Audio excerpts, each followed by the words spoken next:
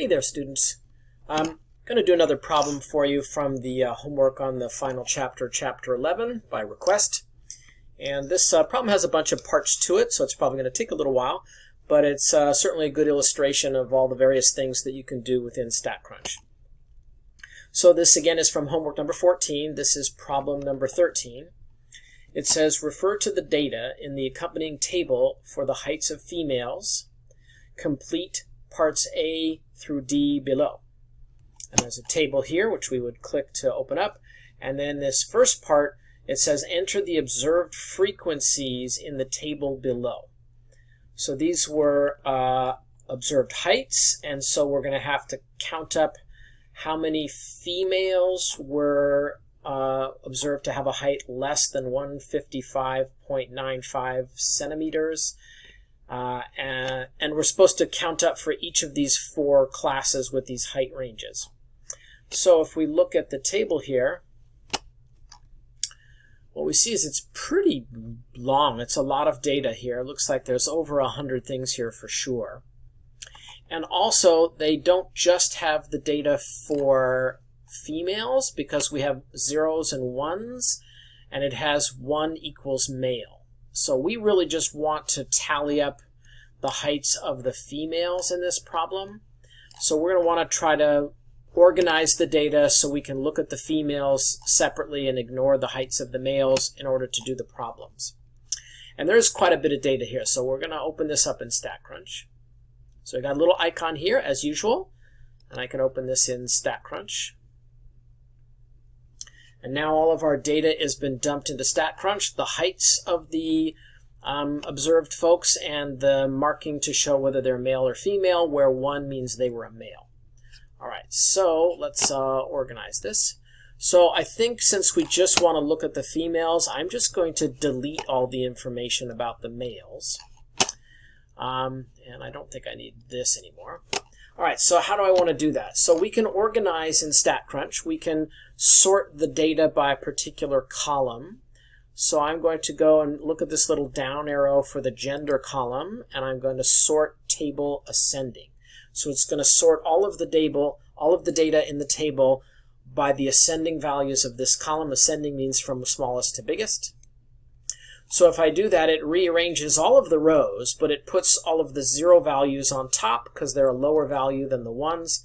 That means now, oh my God, there's well over 100. Looks like there is 229. But we don't need all the data from the males. So I'm just going to click on a cell here and just, let's see if I can grab these. There we go. Copy, or not copy, but select all the cells that have the 1s in them, because that's the data from the males. There we go. And then I'm just going to hit the delete key. See ya. Okay, so now we have the data just by the females, which is what we want. Now I want to somehow go through this and count up how many of them are below 155.95. So basically, now that I just have the female data, I want to organize these again from smallest to biggest, but this time by the height. So I'm going to go sort table by ascending, sort table ascending. So now they're from smallest to biggest. So now instead of counting each one, I can just go see how far down the list I end up crossing 155.95. So here's 155.4, 5, 6, 7, 8, 9. So 155.9 is below 155.95, and 156 something is above. So this row has the last data value that's in this range. And so that means 1 through 25 are below 155.95. So that means there's 25 data values in that range, so I'm going to put a 25 here. So now I want to go past this one here and see how far I go until I get to 162.35. So going down the list, 162 happens here. 162.1, that's still below 162.35, but 162.9 is too big. So when we get to 67, that's the last data value in this range. Now, that's 1 through 67 counts from the very beginning, so I want to take away the first 25 that were below 155.95. And then the rest up to 67 will be in this range. So 67 minus 25 is 42, I think. Try to do that without a calculator. And these two do add up to 67, and this is the amount past the first 25, but before we get to the value that's too big. Okay, I'm going to do this again. 168.75, if I go down the list. 168.75 happens right here, 168.4, 168.8. So at 101, I get the last bit of data that's still below 168.75. So 101 items to get to here, minus the 67 that we had before then. So 101 minus 67, 31 plus 3 is like 34. So let's see if I believe that. That is 76, 81, 101. Yes, so these add up to 101. So that means the next 34 got added when we went this far in the range. And then the last one will just be everything bigger than that. So that's 101 subtracted from the bottom of the list, which is 118. So the last 17 were in that final range value. And I could add these up, but let's just check. Okay, so we were able to tally the frequencies of how many of the female heights were in each of these classes with a little organizational help from StatCrunch. All right. So now the next part, part B, says, assuming a normal distribution with mean and standard deviation given by the sample mean and standard deviation, meaning from this sample of values of female heights, find the probability of randomly selected height belonging to each of these classes. So this isn't how many we observed in this class range, but how much, what probability a value would be in this range if it was a normal distribution based on the standard deviation and mean value of the sample. So we need to find out what is the standard deviation and mean value of the sample, and then using those values, we have to calculate the probability of being in each of these classes on a normal curve. All right, so how do we do that? Well, first, just to get the mean and standard deviation, that's a stat calculator problem. So I would go to stat, then calculators, then go to normal. Whoops, I'm ahead of myself here. Sorry. I want to go to stat and do summary stats for columns. And then I select height as my column. And I just want the mean and the standard deviation. I need to collect, I'll just grab those three. And I hit compute. All right, so now we would want to have a mean value of 161 with some decimals and a standard deviation of 7.1 and some decimals for the data that we observed. And using those values, we now want to do that calculator that I pulled up too quickly a second ago. So I'll pull that back up. There's the normal calculator. So again, how did I get the normal calculator? You go to stat, calculators, normal, and then you get this normal calculator. So using the normal calculator with these values, I'm going to put in the mean value for my data, where the mean is, and I'm going to put in the standard deviation for my data, where standard deviation is. And now I want to get the probability of getting a value in the first class, which is less than 155.95. So we already have the less than or equal, and I'm going to put in 155.95 and figure out the probability. So this, if this data were distributed with a normal distribution with the mean and standard deviation from the sample, then the probability of being less than 155.95 would be this number here, about 22%. And we're supposed to get these to 4 decimals. So I'm going to grab the first 4 decimals, which ends in a 6. And the 6 is followed by a 5, so I need to round the 6 up to a 7. You can see this problem takes a little while. Just lots of bitty parts. Okay, and then for the next range, I want to go from 155.95 as a starting value up to 162.35, and I want to know what's the probability of being between those. So I'm going to switch my calculator from standard over to between, and then I can give the lower value, and then the upper value is 162.35, and calculate the probability with this mean and that standard deviation of being in that range.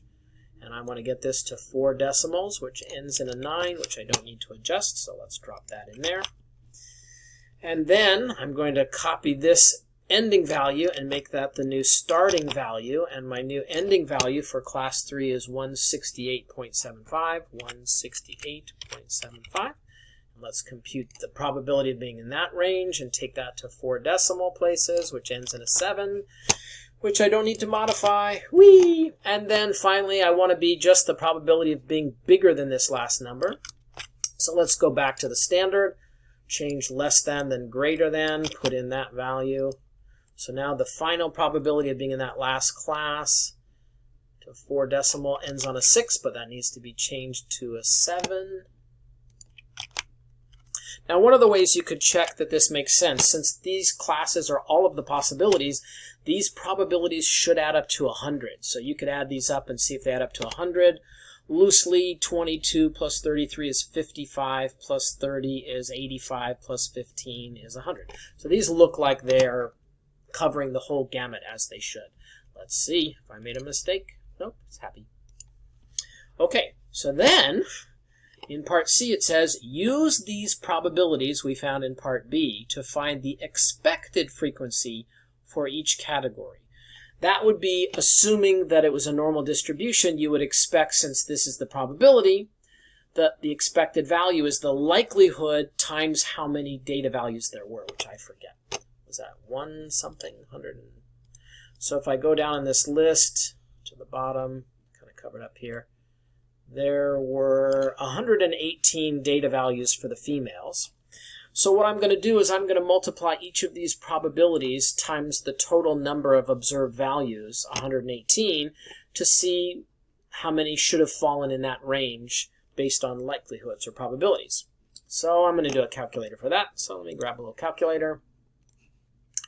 Okay, so we're going to multiply each of those by 118. So the first one is 0.2227, which I then multiply by 118, and I get 26 now. They want this round to 2 decimals, all right? So that's 26.27. The 7 should get rounded up to an 8, so let's put that in, back up and put an 8. So if there's 22% chance and you do 118 values, then on average the expected value would be 26.28 of the data values would fall in this class. Okay, so then we have 3319. So going back to my calculator, I'm going to do 0.3319 times, what was it, 118,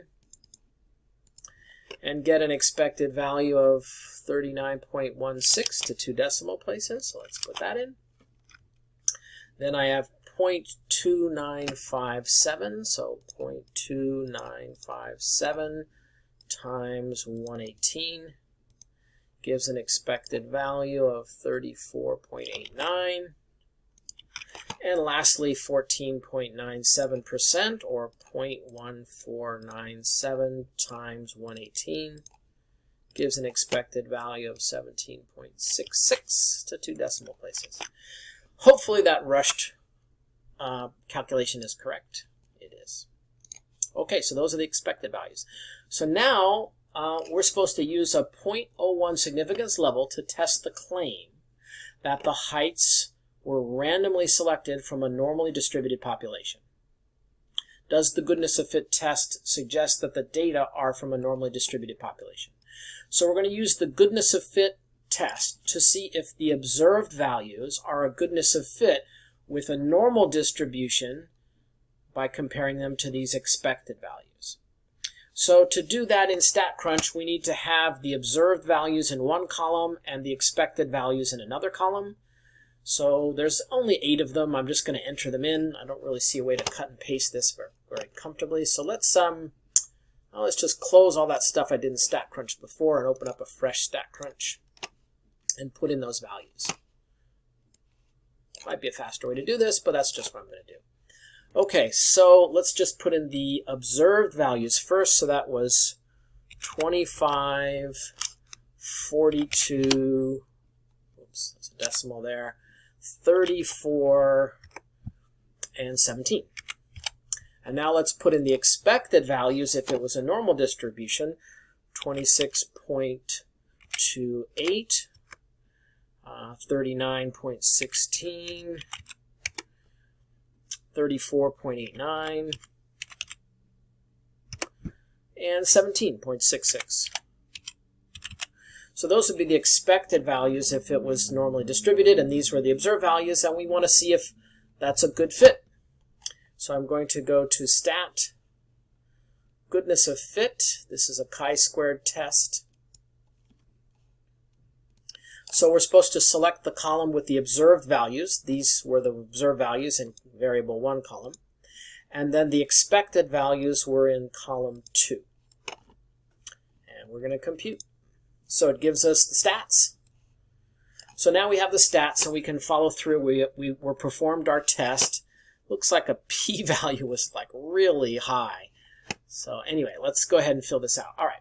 So when you're doing a goodness of fit test, the null hypothesis is that the data in the observed values is equal to what you expected. And the alternate to that is that it's not equal to what you expected. So let's see which one of these matches that. In part A, it says for each class height, the answer from the expected values, part A, is equal to the corresponding parts from part C. That's correct. That would be the null hypothesis. For each height class, the answer is not equal. Well, each one doesn't have to not be equal. Just any one of them has to not be equal for it to deviate. So that's not correct. The first part is right. For each class, the answer of part A is not equal. No, that's wrong. The answers from part A for each height class are equal to each other. No, that's not right. Looks like it must be D. For each height class, the answers from part A is equal to the corresponding for C. That's correct. And at least one of them is wrong, is the alternate hypothesis. So this should be D. Okay, so now that we chose the right null and alternative hypothesis, we're going to put the test statistic, and they don't tell us it's a chi-squared test, but it is. So they just want the test stat rounded to 3 decimals. So I'm going to take this to 3 decimals. Looks like that ends in a 5 that should be rounded up to a 6. So let's put that in and change the 5 to a 6 and see if I'm right. Likes that. Chi-squared test statistic. And the p-value was 3 decimals is 0.957, which is a very high p-value. So then finally, our conclusion. Well, in general, for all of these hypothesis tests, if the p is low, the null must go, meaning we reject the null hypothesis. Our p-value would need to be below 0.01, and it's 95%. So we cannot reject the null hypothesis. We fail to reject the null hypothesis because there is not sufficient evidence to warrant the rejection of the claim that female heights were selected from a normally distributed population. There you go. So that was a little lengthy. This is a long video, but we did see lots of fun action using StatCrunch and how to do a long, more challenging problem on our homework. Best of luck. Keep up the hard work.